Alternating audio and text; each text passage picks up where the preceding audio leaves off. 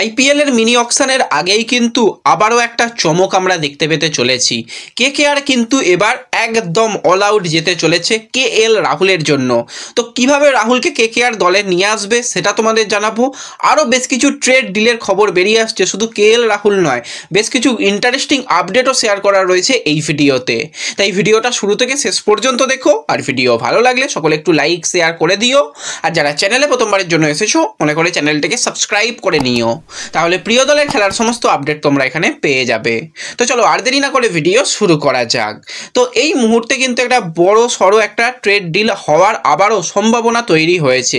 যেরকমটা আমরা দেখেছিলাম সঞ্জুকে নিয়ে অনেক কথাবার্তা, শেষ পর্যন্ত গিয়ে সঞ্জু সিএসকে দলে গিয়েছিল, সেইভাবেই কিন্তু কেএল রাহুলের জন্য কিন্তু অল আউট যেতে চলেছে এবার কেকেআর। তাকে captain, wicket keeper, batsman, opener হিসাবে কেকেআর ভাবনা চিন্তার মধ্যে রাখছে। নতুন করে কিন্তু আবারও কথাবার্তা শুরু হয়েছে।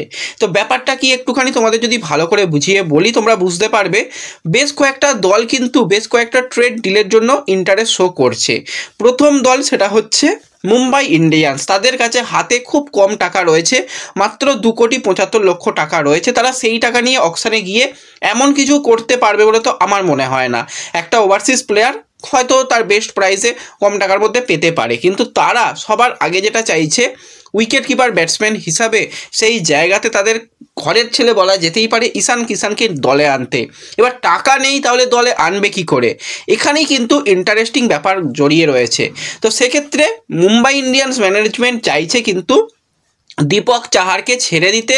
সেই জায়গাতে অনেকটা টাকা পাওয়া যাবে এবং দীপক চাহারকে ছেড়ে দিলে মোটামুটি 9,75,00,000 টাকা প্লাস এই 2,75,00,000 টাকা সেই জায়গাতে কিন্তু ঈশান কিষানকে তারা আরামসে নিতে পারবে।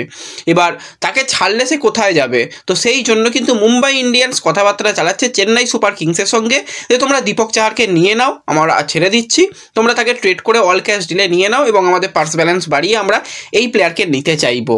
তাহলে এবার হায়দ্রাবাদ ম্যানেজমেন্ট কী করবে? তারা কি ঈশান কিষানকে ছেড়ে দেবে? দেখো, ওপেনার হিসাবে অভিষেক শর্মা রয়েছে, ট্রাভিস হেড রয়েছে, উইকেট কিপার ব্যাটসম্যান হিসাবে হেনরি ক্লাসিন রয়েছে। হ্যাঁ, ঈশান কিষান একটা ভালো অপশান এবং ঈশান কিষান কিন্তু লাস্ট আইপিএলে যথেষ্ট ভালো খেলেছে। 152 স্ট্রাইক রেটে সে কিন্তু 354 রানও করেছে এবং যথেষ্ট বিগ হিটার আমরা জানি। তো সেক্ষেত্রে তারাও কিন্তু চাইছে ক্যামেরন গ্রিনকে নিতে। এসআরএইচের যদি আমরা পার্স ব্যালেন্সের দিকে তাকাই, সেখানে কিন্তু 25,50,00,000 টাকা রয়েছে। তারা যদি ঈশান কিষানকে ছেড়ে দেয় তাদের কাছে একটা ভালো টাকা থাকবে, তারা কিন্তু অবশ্যই সেক্ষেত্রে চেষ্টা করতে পারে ক্যামেরন গ্রিনকে পেয়ে গেলে তো অসাধারণ, এবং দলে খুব বেশি প্লেয়ার তাদেরও লাগবে না। তো তারা ক্যামেরন গ্রিন এবং বেশ কয়েকটা প্লেয়ার নিয়ে তারাও কিন্তু একটা শক্তিশালী দল করতে চাইবে। ব্যাপারগুলো কিন্তু এইভাবেই রয়েছে। তো দেখা যাক শেষ পর্যন্ত যদি ঈশান কিষানকে ছাড়তে এসআরএইচ ম্যানেজমেন্ট রাজি হয় তাহলে সে মুম্বাইয়ে যাওয়ার চান্স রয়েছে। এবার যদি চেন্নাই দীপক চাহারকে নিয়ে নেয় তাহলে কিন্তু মুম্বাই ইন্ডিয়ান্সের যাওয়াটা শুধুমাত্র সময়ের অপেক্ষা ঈশান কিষানের মধ্যে রয়েছে। তো হাতে সময় খুব একটা বেশি নেই, কম সময়ের মধ্যেই এই ডিলগুলো করার সমস্ত রকম চেষ্টা চালানো হচ্ছে এবং কেকেআর ম্যানেজমেন্টের হাতে সব থেকে বেশি টাকা রয়েছে, 64,65,00,000 টাকা রয়েছে। তো সেই টাকা দিয়ে তারা চাইছে সবার আগে উইকেট কিপার, ব্যাটসম্যান হিসাবে কেএল রাহুলকে নিতে।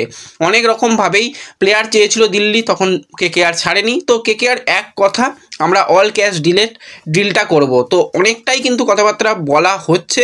যদি সব কিছু ঠিকঠাক দিকে এগোয় তাহলে কিন্তু কেএল রাহুল কিন্তু আসতে চলেছে কেকেআরে, এবং কেকেআরে যদি রাহুল আসে তাকে কিন্তু উইকেট কিপার, ব্যাটসম্যান সঙ্গে ক্যাপ্টেন অফারও করা হয়েছে যে তোমাকে আমরা ক্যাপ্টেন হিসাবে দেখছি, ফিউচারের কথা ভেবে তোমাকে আমরা ক্যাপ্টেন রাখবো। এবং এরকমটাও শোনা যাচ্ছে দিল্লি কিন্তু তারা চাইছে যে নীতিশ রানা তাকে কিন্তু তাদের নতুন ক্যাপ্টেন হিসাবে ভাবতে, কারণ আকসার প্যাটেলকে তারা খুব সম্ভবত ক্যাপ্টেনশিপ দেবে না। তো সেই জায়গায় নীতিশ রানাকে ক্যাপ্টেনশিপ অপশান হিসাবে ভাবছে এবং রাহুলকে তারা ক্যাপ্টেন ভাবছে না, তাকে as a wicket keeper, batsman, opener হিসাবেই ভাবছে। এবার রাহুল যদি সে এবার নিজে চায় যে না আমি আর দিল্লিতে থাকবো না, কেকেআরে আসবো, তাহলে কিন্তু ডিলটা হওয়াটা শুধুমাত্র সময়ের অপেক্ষা। কথাবার্তা বেশ পজিটিভভাবেই এগোচ্ছে, বেশ কিছু জায়গা থেকে এরকমটাই রিপোর্ট বেরিয়ে আসছে, তোমাদের সঙ্গে শেয়ার করলাম। তো দেখা যাক শেষ পর্যন্ত এই ডিলটা যদি হয় একটা স্মার্ট ডিল হবে তো বলাই চলে। তো কারা কারা রাহুলকে কেকেআরে জার্সি গায়ে দেখতে চাও অবশ্যই কমেন্টে জানিও। ভিডিও ভালো লাগলে লাইক শেয়ার করে দিও, চ্যানেলে প্রথমবারের জন্য এলে সাবস্ক্রাইব করে নিও। দেখা হবে পরবর্তী ভিডিওতে। ধন্যবাদ।